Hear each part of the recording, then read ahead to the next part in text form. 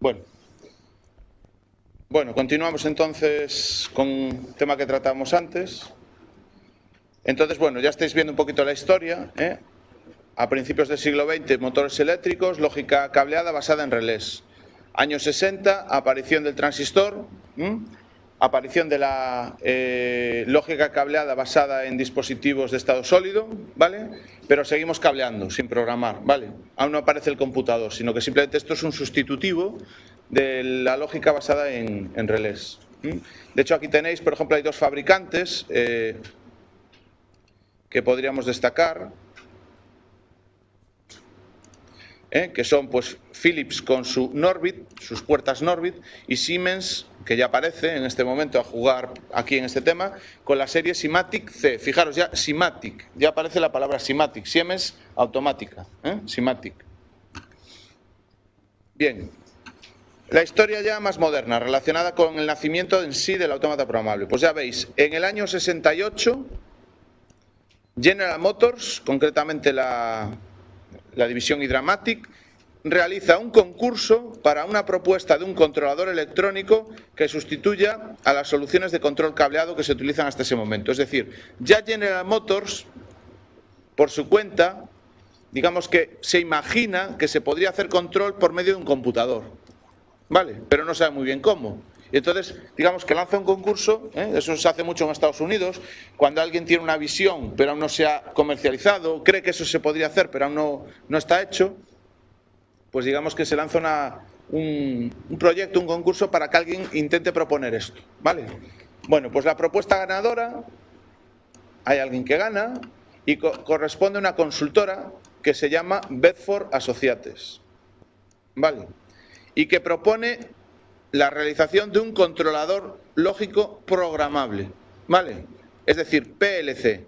La palabra clave, el cambio importante para que se vendía en ese momento era la P, de programable, en vez de cableable, Y Logic Controller, pues era lo que se estaba haciendo hasta ese momento, control lógico, basado en relés o basado en dispositivos de estado sólido. Entonces, nace la marca, ya os expliqué en la clase anterior cómo se consiguió el dinero para fundar y lanzar este proyecto, y se crea el Modicon, la marca Modicon, ¿vale? Bedford Associates acaba ganando y creando una marca comercial de este tema de autómatas. Y concretamente el Modicon, del cual su primer producto fue el 084. ¿Por qué? ¿Sabéis por qué se llamó el 084? No tenéis por qué saberlo, lógicamente. Pues era el proyecto número 84 de la consultora, Bedford Associates. Mirad qué curioso. O sea que hay que intentarlo más de una vez para tener éxito, ¿no? Esto quiere decir que, bueno, no todo sale a la primera, hay que sudorar. No todo es inspirar, también hay que sudorar.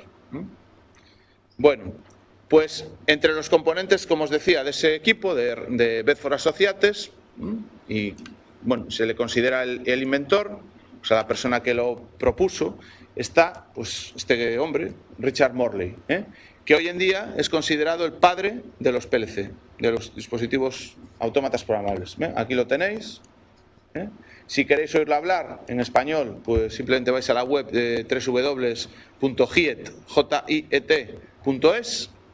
y bueno, buscáis el enlace a su conferencia, que fue de otros temas, fue de temas de innovación y emprendimiento. Habla de una conferencia sobre emprender, o sea, crear una empresa.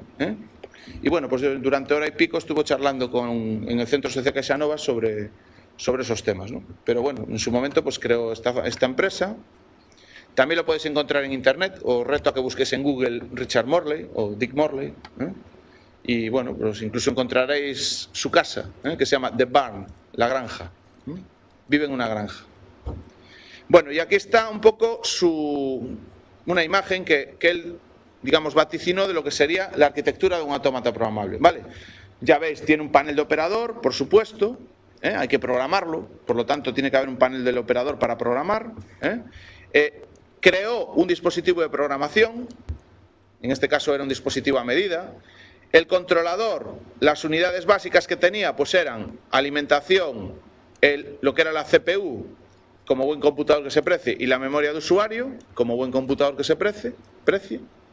Las entradas y salidas, lógicamente, puesto que esto es un computador que se va a conectar a entradas, a un control de procesos, por lo tanto la entrada y salida no iba a ser el ratón y la pantalla y el audio o la VGA y no sé qué, sino que iban a ser típicamente, sobre todo en las primeras versiones, entradas y salidas digitales, todo nada, en su mayoría. Vale, como las visteis en el laboratorio de automática. Y bueno, aquí tenéis el marketing, ¿no? Pues una señorita al lado de un computador, el Modicon PLC84, qué magnífico, qué estupendo, ¿vale? Y este es creo que lo saqué de la propaganda de un catálogo del Modicon, ¿vale?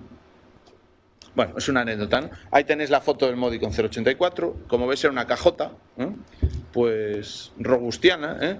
Cuentan también la anécdota de que cuando lo llevaban en la furgoneta, ya nada más sacarlo de donde lo habían hecho hacia General Motors, creo que se les cayó y aguantó el golpe, o sea que ya tuvo su primer test fuera de la fábrica, que se les cayó, era un bicho bastante pesado.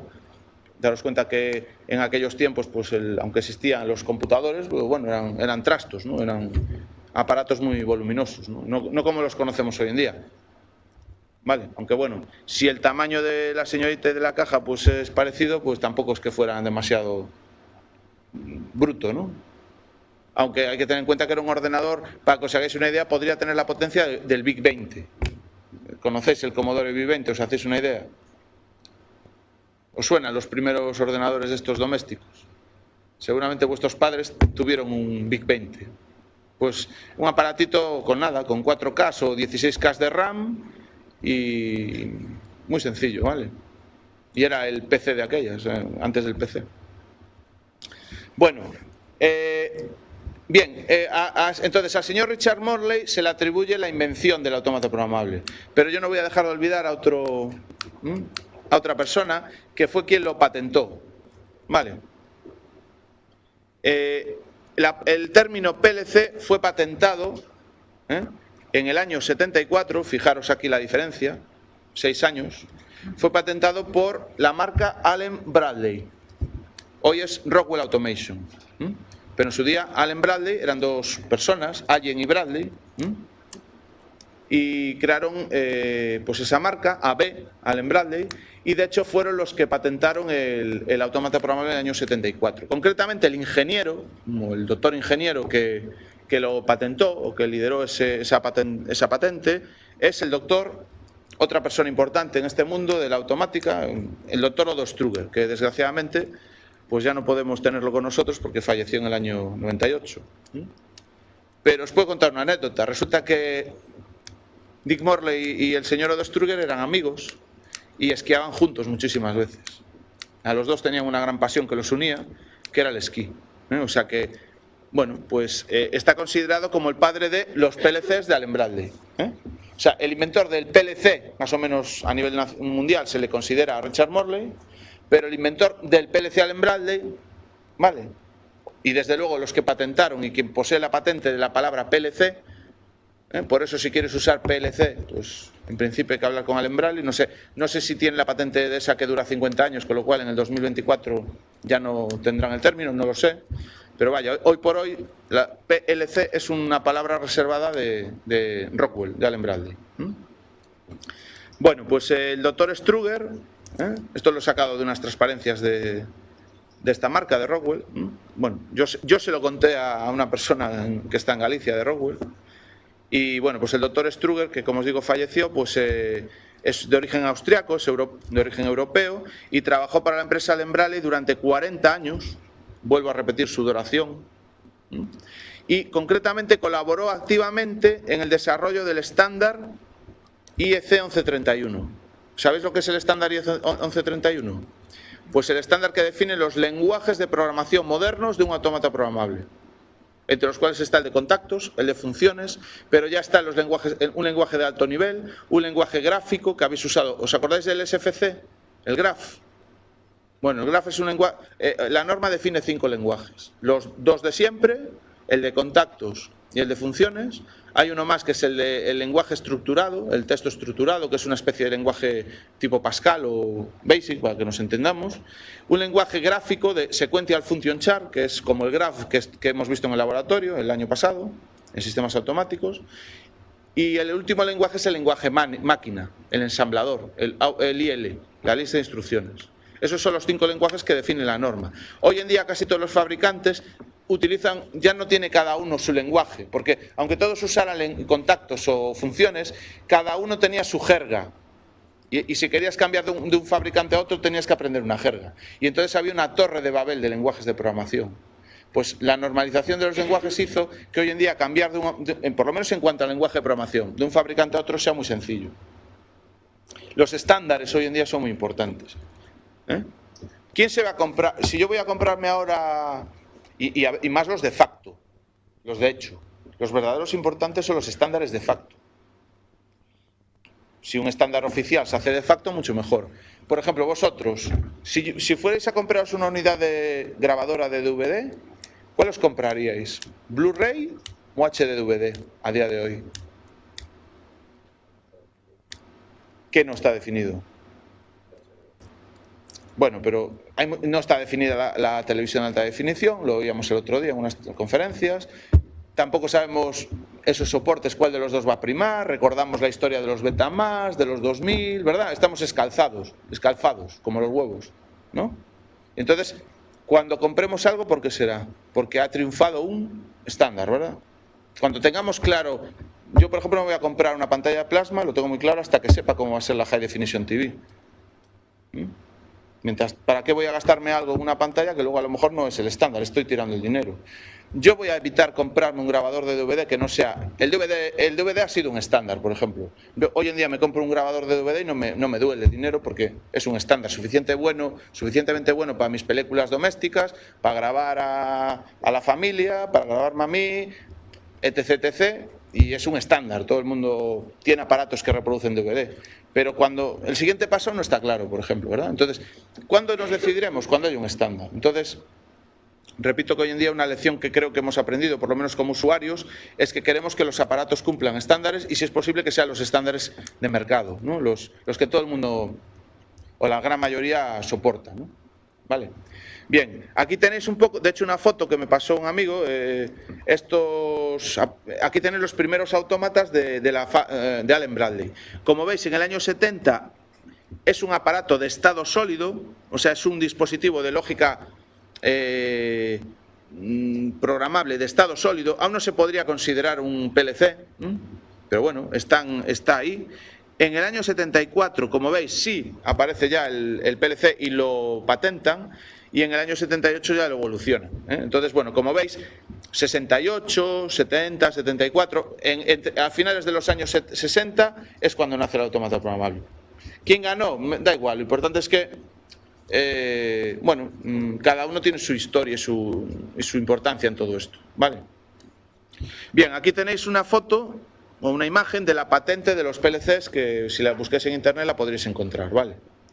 Es simplemente con esto lo que quiero decir, más o menos es el esquema de un computador, o sea que eso tampoco aporta nada, como patente en sí. Lo inteligente aquí es decir que es un equipo preparado para control industrial, robusto, y si acaso supongo que la patente no la he leído, pero dirá que se programa en tales lenguajes o cuáles lenguajes, ¿vale? Pero si veis esa foto y buscáis los elementos que hay ahí, pues veréis dispositivos de entrada-salida, procesador, no sé qué, y dice, memoria, y dices, esto es lo que tiene un ordenador. No aporta gran cosa, porque de hecho es un computador. La idea genial es lo que os he contado antes, ¿no? Bueno, ahora entrando ya un poco más en modernidades, entonces estamos aquí, en el año 75, ¿vale? En el año 70-75 nace el autómata programable, por lo menos en Europa. Esta es una transparencia cortesía de, bueno, concretamente de un fabricante europeo, y tal como ellos lo cuentan, en Europa la evolución ha sido así. En el año 75 nace en este fabricante también su autómata programable. Lógicamente no le llaman PLC porque el término está patentado, lo llaman pues, de otra forma, ¿no? Y bueno, pues nace. ¿Cómo qué? ¿De qué forma nace? Como un aparato solo. Dice Concho, lo mismo que los PCs en el año 80. Es decir, un aparatito solo. ¿Qué pasa a mediados de los 70? ¿Qué pasa a los 80? Pues se empiezan a comunicar, empiezan a conectarse en red. Es decir, ya para controlar un proceso, ya no solo hay un armario eléctrico y un PLC, sino que existe un armario donde ese armario a lo mejor ya como se controla un proceso muy grande, se ponen varios PLCs comunicándose o entre diferentes armarios y hay un sistema de comunicaciones. Vamos a decir que Ethernet. No tiene por qué, pero me entendéis. Esto es equivalente a lo que ocurría en ofimática con TCP/IP y Ethernet. ¿Vale?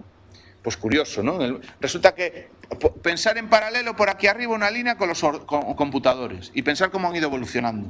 Yo por lo menos lo tengo muy claro porque yo soy de esta quinta, ¿vale? Y yo vi nacer esto en el mundo ofimático y después me encontré con el autómata, ¿vale? Bueno, y curiosamente en el 80 se comunican. En los años 90 cada vez se comunican más. Y ya no solo se comunican autómatas programables entre sí, sino que aparece un computador. Hombre, ese ya es un IBM PC. Ya aparece en el año 90 un PC dentro del control industrial, que algo pinta, aunque solo sea un SCADA, un sistema de supervisión de datos, pintar en pantalla cómo está la temperatura del horno, no sé qué, monitorizar, supervisar, aunque solo sea para eso hay un ordenador ya. ¿Vale? ¿Tiene mucha implicación el proceso? A lo mejor en esta época no mucha, porque nadie se fía, entre comillas, para dejar mucha responsabilidad en el ordenador, pero cada vez van ganando más importancia, ¿vale? Y luego aquí también veis que pueden estar en red también los sensores y los actuadores, es decir, hasta los dispositivos se vuelven inteligentes en el sentido que son comunicables. Ya no todas las entradas, salidas, un robot también es comunicable, una pantalla también es comunicable, hasta un motor es comunicable. Es decir, la novedad aquí es que no solo el autómata se comunica en red, sino que a esa misma red de control se conectan PCs, dispositivos si queréis superiores, y dispositivos sensores actuadores, dispositivos inferiores. Y entonces estamos en la época de las comunicaciones, igual que los PCs.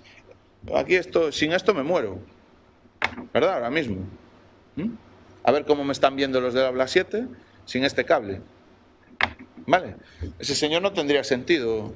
El puesto de control aquí de Wigo TV no tendría sentido sin comunicaciones. ¿Vale?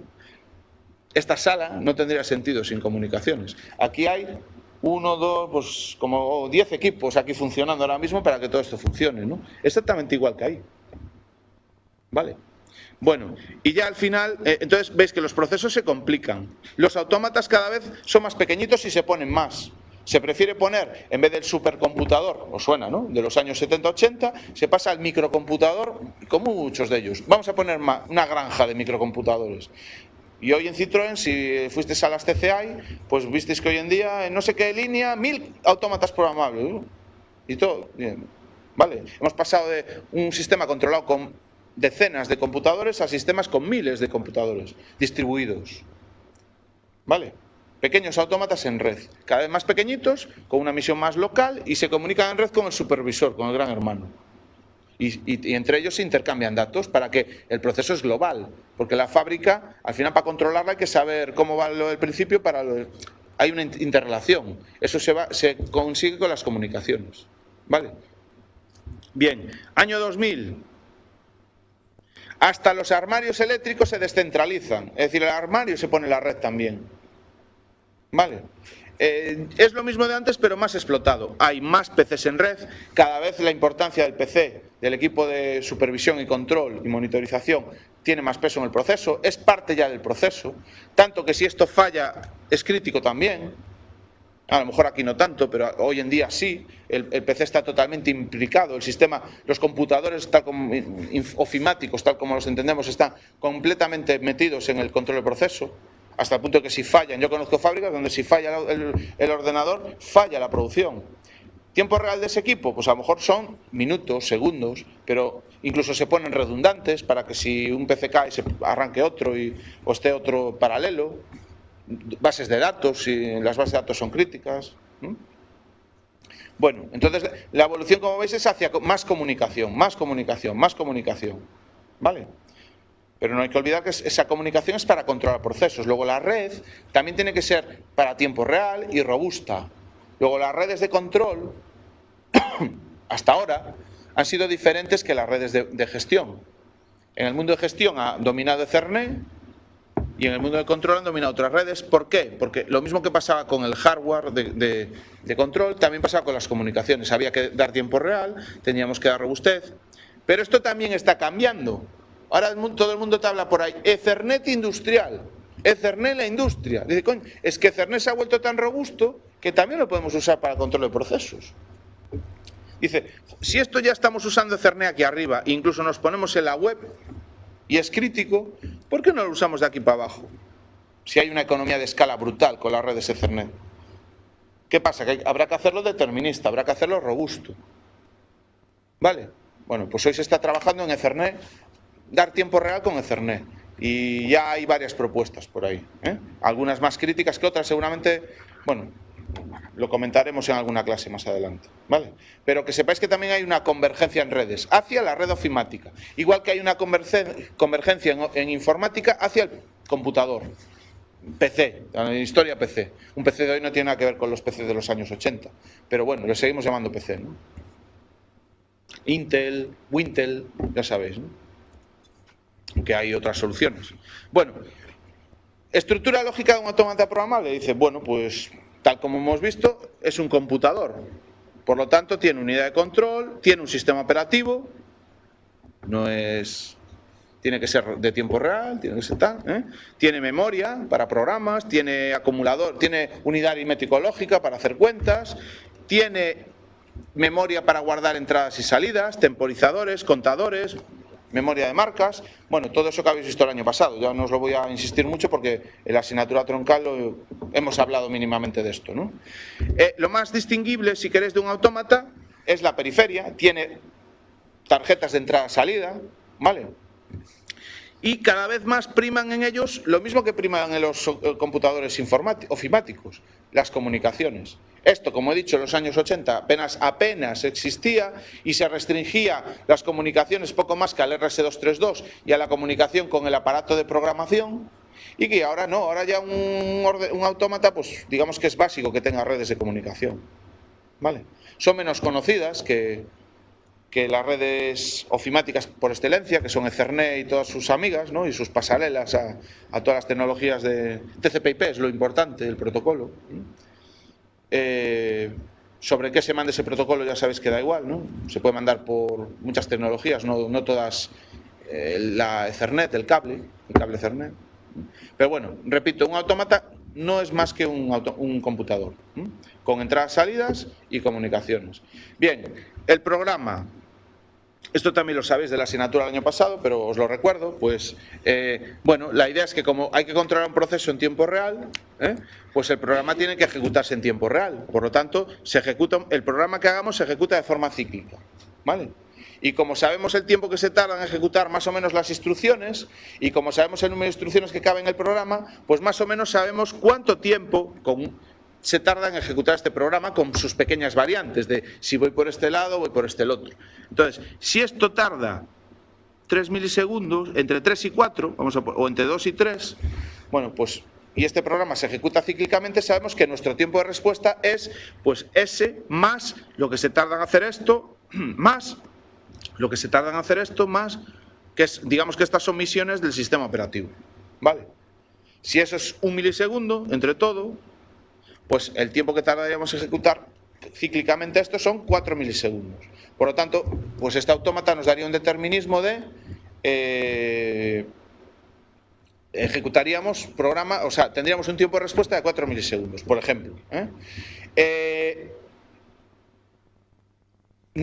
Cuidado con o sea, aquí no se pueden hacer bucles, por ejemplo, o no abusar de los bucles, porque un bucle puede dar... ¿Os acordáis de los bucles infinitos que hacíais en primero? Eso es mortal de necesidad de un autómata programable. Entonces, ¿se pueden hacer? En principio, hombre, con lenguaje de contactos y de funciones, todos intuís que es muy difícil, ¿verdad? Pero claro, si os doy un lenguaje de alto nivel y podéis poner un bucle for, podemos hacer una gambada y poner for igual a 0 tu 5, tu 0, o tu for igual a, o while a mayor que 0 y a nunca crece, y la hemos liado. ¿Cómo se protege el autómata? Pues fijaros, una idea simpática. El watchdog, el perro guardián. Cuando empieza el ciclo, o sea, en el hardware se implementa un reloj que tiene un tiempo de ciclo que es capaz de medir el tiempo que se tarda en ejecutar una determinada cosa. Y es un hardware, hay un hardware asociado en la placa. Y el software del sistema operativo, cuando le va a pasar el control al programa de usuario, o un poquitín antes, le dice a ese contador, a ese reloj, que empieza a contar. y que si llega a 0, en plan marcha atrás, pensar que sea un reloj de marcha atrás, ¿no? De 5, 4, 3... Entonces le dice, empieza a contar en 5. Y es por hardware. Entonces, empieza a contar y el sistema operativo le pasa el control a tu programa. Mientras el programa tuyo está ejecutando en software, en hardware este reloj va bajando. Si este programa acaba antes de que este reloj llegue a 0, entonces no pasa nada. Volvemos a hacer un ciclo, volvemos a lanzar el perro guardián en 5 y volvemos a darle control al programa usuario. Pero si este programa se engoñipa, hace un bucle infinito, lo que sea, este reloj bajará y llegará a 0. ¿Y qué va a pasar? Genera una interrupción hardware al sistema operativo, el sistema operativo retoma el control y entonces se da cuenta de que ha parado por el hardware, por el perro guardián, e inmediatamente pasa stop. Y te da una alarma por salto de perro guardián. Es un vigilante del programa de software. Como tú en el programa puedes hacer una burrada, si el perro guardián se dispara, quiere decir que el programa está mal hecho o está tardando más de la cuenta en ejecutarse. Está vigilándose, es como una redundancia. Y lo que hace el sistema operativo es parar. Vale, entonces estas cosas tienen que ver con la fiabilidad, el determinismo, simplicidad. No puedes hacer un programa muy complicado, pero eso es bueno de cara a la fiabilidad. ¿De acuerdo? Cuanta más mano ancha des, peor de cara a la fiabilidad. Si soy capaz de darte un lenguaje de programación que deja hacer bucles infinitos, pues algún día lo haremos. A mí me ha pasado, y no pasa nada, salta el perro guardia, primero que lo detectas en pruebas, pero rápidamente aprendes que no debes hacer, y si vas a hacer un bucle, mucho cuidadín con el bucle, mucho más que cuando es un programa informático, porque aquella vez que en primero hicisteis un bucle infinito, a lo mejor ahí hubiera muerto alguien. Si os digo que alguien va a morir por un bucle infinito, ¿a qué os impresiona un poquito más que si os digo que vais a suspender? Es una broma, ¿no? Pero ya decir que vais a suspender en un ámbito universitario asusta, pero si te digo que vas a matar a alguien, creo que asusta más, ¿no? Bueno, entonces, por eso que cuando uno hace programas de control, la responsabilidad, hombre, tampoco es que mates a nadie, pero a lo mejor paras una fábrica que está produciendo coches. De hecho, hoy estamos teniendo un problema con una fábrica, no por un tema de hardware, y bueno, de hecho mañana igual vamos a ir a la fábrica porque es una fábrica que produce coches y que no puede parar, ¿vale? Entonces, quiero decir que todos estos temas, aunque no muera nadie, también es un tema de dinero.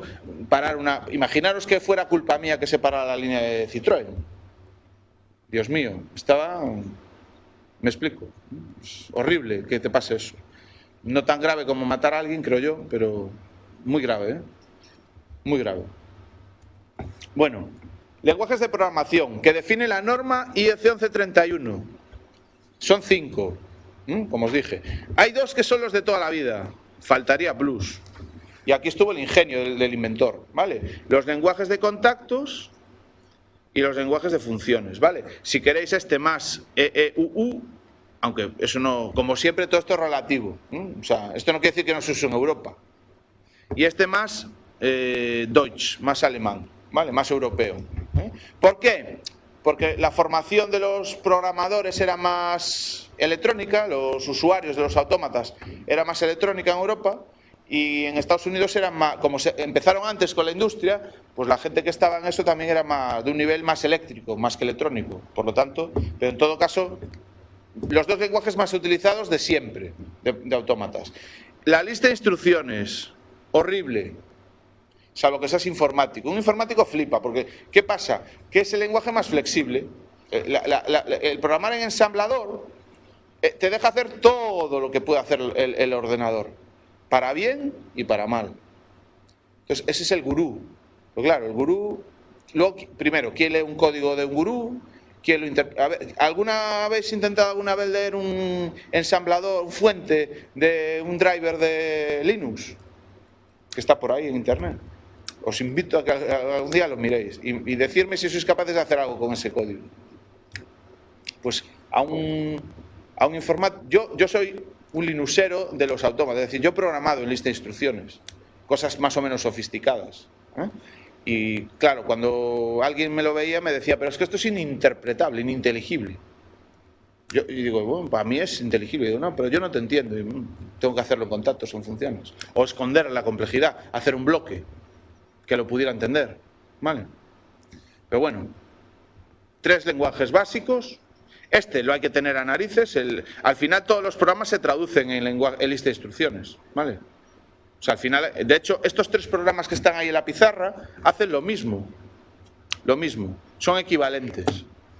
Y los 2 al final se compilan a código máquina. Bueno, eso no es código máquina, es casi. Eso falta traducirlo a las instrucciones del microprocesador, ¿vale? Pero prácticamente ya son instrucciones que se pueden implementar en un microprocesador directamente. Son casi directas, ¿vale? No exactamente. Bueno, y los otros 2 lenguajes que se han creado ya se llaman de alto nivel, y la norma los ha definido, porque también es interesante que los haya para ciertas aplicaciones, son el que habéis usado el año pasado, que habéis visto que también se usaba en 3 minutos, sin más que entender lo que es un diagrama secuencial, el lenguaje GraphZ. Esto viene de la historia del GraphZ, Petri, que os hemos explicado, las redes de Petri, o el graph de Siemens, que es el que habéis utilizado el año pasado, y al final se ha creado un lenguaje estándar que se llama SFC, el Sequential Function Chart. El graph más o menos cumple el estándar a un buen porcentaje, no totalmente, pero bastante. Y luego el otro, que es un lenguaje de alto nivel, que como veis, si lo leéis, diréis, no es Pascal, no es Visual Basic, pero se parece. Estructuras de control, declaración de variables, etcétera, etcétera, ¿vale? Bueno, lo dejamos aquí y continuamos la próxima semana. ¿Por qué? ¿Sabéis por qué se llamó el 084? No tenéis por qué saberlo, lógicamente. Pues era el proyecto número 84 de la consultora, Bedford Associates. Mira qué curioso.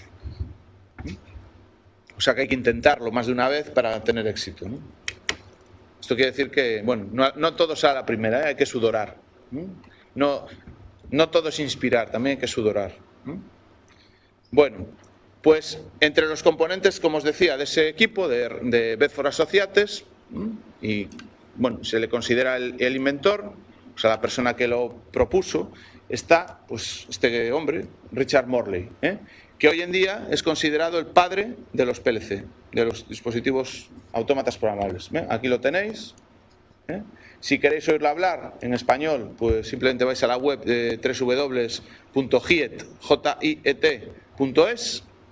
y bueno, buscáis el enlace a su conferencia, que fue de otros temas, fue de temas de innovación y emprendimiento. Habla de una conferencia sobre emprender, o sea, crear una empresa. Y bueno, pues durante hora y pico estuvo charlando en el Centro Social Caixanova sobre esos temas, ¿no? Pero bueno, en su momento pues creó esta empresa.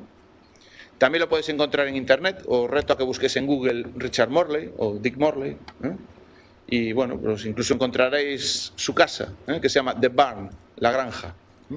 Vive en una granja.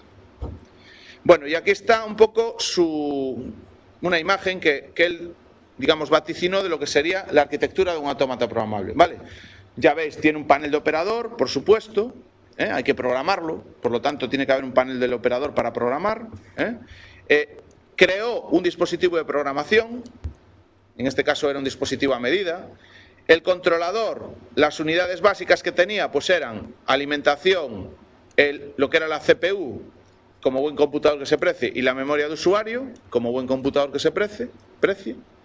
Las entradas y salidas, lógicamente, puesto que esto es un computador que se va a conectar a entradas a un control de procesos, por lo tanto la entrada y salida no iba a ser el ratón y la pantalla y el audio o la VGA y no sé qué, sino que iban a ser típicamente, sobre todo en las primeras versiones, entradas y salidas digitales, todo nada, en su mayoría. Vale, como las visteis en el laboratorio de automática.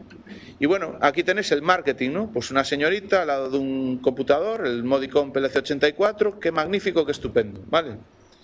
Y este es creo que lo saqué de la propaganda de un catálogo del Modicon.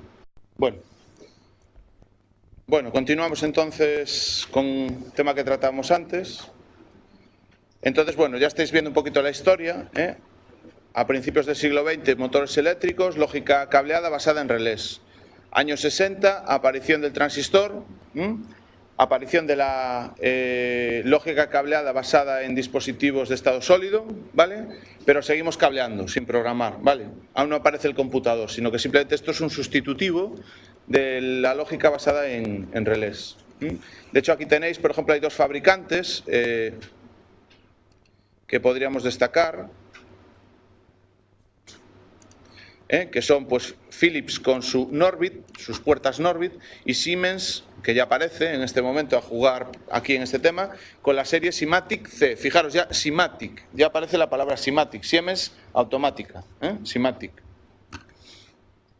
Bien, la historia ya más moderna, relacionada con el nacimiento en sí del autómata programable. Pues ya veis, en el año 68, General Motors, concretamente la división Hydramatic, realiza un concurso para una propuesta de un controlador electrónico que sustituya a las soluciones de control cableado que se utilizan hasta ese momento. Es decir, ya General Motors, por su cuenta, digamos que se imagina que se podría hacer control por medio de un computador, ¿vale? Pero no sabe muy bien cómo.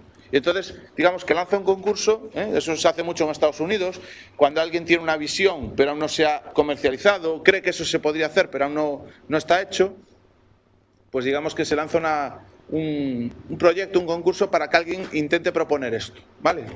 Bueno, pues la propuesta ganadora, hay alguien que gana y corresponde a una consultora que se llama Bedford Associates, ¿vale? Y que propone la realización de un controlador lógico programable, ¿vale? Es decir, PLC. La palabra clave, el cambio importante para que se vendía en ese momento era la P, de programable, en vez de cableable, Y Logic Controller, pues era lo que se estaba haciendo hasta ese momento, control lógico, basado en relés o basado en dispositivos de estado sólido. Entonces, nace la marca, ya os expliqué en la clase anterior cómo se consiguió el dinero para fundar y lanzar este proyecto, y se crea el Modicon, la marca Modicon, ¿vale? Bedford Associates acaba ganando y creando una marca comercial de este tema de autómatas. Y concretamente el Modicon, del cual su primer producto fue el 084. En conferencias, tampoco sabemos esos soportes cuál de los dos va a primar, recordamos la historia de los Betamax, de los 2000, ¿verdad? Estamos escalfados, como los huevos, ¿no? Entonces, cuando compremos algo, ¿por qué será? Porque ha triunfado un estándar, ¿verdad? Cuando tengamos claro, yo por ejemplo me voy a comprar una pantalla de plasma, lo tengo muy claro hasta que sepa cómo va a ser la High Definition TV. Mientras, ¿para qué voy a gastarme algo en una pantalla que luego a lo mejor no es el estándar? Estoy tirando el dinero. Yo voy a evitar comprarme un grabador de DVD que no sea... El DVD ha sido un estándar, por ejemplo. Hoy en día me compro un grabador de DVD y no me duele el dinero porque es un estándar suficientemente bueno para mis películas domésticas, para grabar a la familia, para grabarme a mí, etc. Y es un estándar. Todo el mundo tiene aparatos que reproducen DVD. Pero cuando el siguiente paso no está claro, por ejemplo, ¿verdad? Entonces, ¿cuándo nos decidiremos? Cuando hay un estándar. Entonces, repito que hoy en día una lección que creo que hemos aprendido, por lo menos como usuarios, es que queremos que los aparatos cumplan estándares y, si es posible, que sean los estándares de mercado, ¿no? Los que todo el mundo, o la gran mayoría, soporta, ¿no? Vale. Bien, aquí tenéis un poco, de hecho, una foto que me pasó un amigo. Aquí tenéis los primeros autómatas de Allen Bradley. Como veis, en el año 70 es un aparato de estado sólido, o sea, es un dispositivo de lógica programable de estado sólido. Aún no se podría considerar un PLC, pero bueno, está ahí. En el año 74, como veis, sí aparece ya el PLC y lo patentan, y en el año 78 ya lo evolucionan. Entonces, bueno, como veis, 68, 70, 74, a finales de los años 60 es cuando nace el autómata programable. ¿Quién ganó? Da igual, lo importante es que bueno, cada uno tiene su historia y su importancia en todo esto, ¿vale? Bien, aquí tenéis una foto o una imagen de la patente de los PLCs que, si la busquéis en internet, la podréis encontrar, ¿vale?